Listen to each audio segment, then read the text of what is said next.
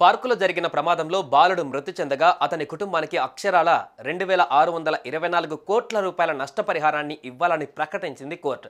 ఈ ఘటన జరిగింది అమెరికాలో. ఓర్లాండోలోని ఓ పార్కులో టైర్ సామ్సన్ అనే 14 ఏళ్ల బాలుడు 2022లో తన ఫుట్బాల్ టీంతో కలిసి ఐకాన్ పార్కుకు వెళ్ళాడు. అక్కడ ఫ్రీఫాల్ టవర్ ఎక్కాడు.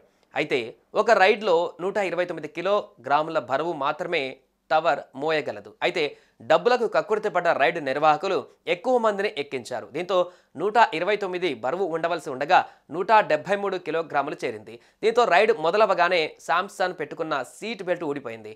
అంతే, బాలుడు 70 అడుగుల దూరంలో ఎగిరిపడి ప్రాణాలు కోల్పోయాడు. దీంతో బాధితులు ఫ్లోరిడాలోని న్యాయస్థానాన్ని ఆశ్రయించారు.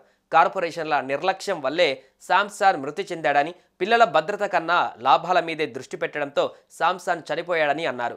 ఇక విచారణ జరిపిన న్యాయస్థానం తీర్పును వెలువరించింది. మృతుడి కుటుంబ సభ్యులకు $310 మిలియన్, అంటే మన ఇండియన్ కరెన్సీలో 2624 కోట్ల రూపాయల పరిహారం ఇవ్వాలని ఆదేశించింది. ఈ తీర్పుతో కార్పొరేషన్లు భద్రతా విషయంలో జాగ్రత్తలు తీసుకుంటారని అన్నారు.